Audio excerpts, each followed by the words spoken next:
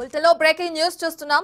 మూసీ నదికి పూర్వ వైభవం తేవాలని ముఖ్యమంత్రి రేవంత్ రెడ్డి ఇచ్చిన పిలుపుతో మేడ్చల్ జిల్లా అధికార యంత్రాంగం ప్రభుత్వ దృఢ సంకల్పాన్ని నెరవేర్చేలా శాయశక్తులా కృషి చేస్తుంది.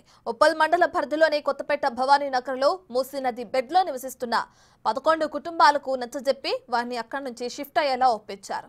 ఆ కుటుంబాలకు వనస్థలిపురంలో డబుల్ బెడ్రూమ్ ఇళ్లు కేటాయించి వారిని అక్కడికి తరలించే విషయంలో జిల్లా అదనపు కలెక్టర్ విజయేందర్ రెడ్డి సఫలీకృతులయ్యారు.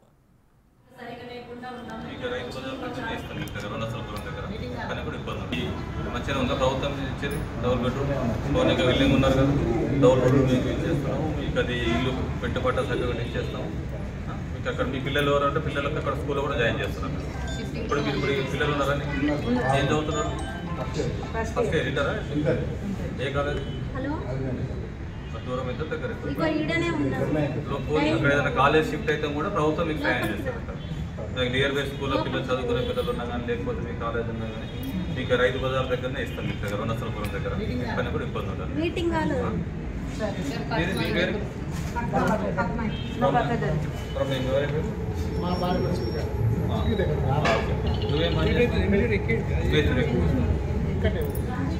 ఇక్కడికి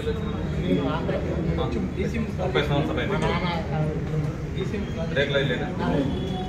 పిల్లలు ఏం చేస్తారు?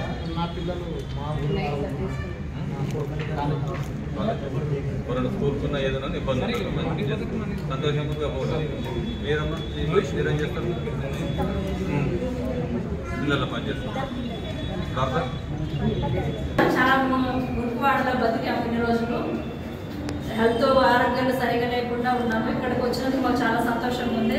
సీఎం రేవంత్ రెడ్డి గారికి ఎప్పుడు మేము రుణపడి ఉంటాము. మాకు ఇచ్చే ఇంత డబుల్ బెడ్రూమ్ మంచి ధన్యవాదాలు. చాలా గురుకువాడలో బతికాము ఇన్ని రోజులు. మేడ్చల్ జిల్లా కలెక్టర్ గౌతమ్ ఆదేశాలతో ఆ 11 కుటుంబాలు ప్రస్తుతం ఉన్న ఇంటి నుంచి వనస్థలిపురంలోని జై భవానీ నగర్ డబుల్ బెడ్రూమ్ ఇళ్లలోకి షిఫ్ట్ అయ్యేలా చర్యలు తీసుకున్నారు.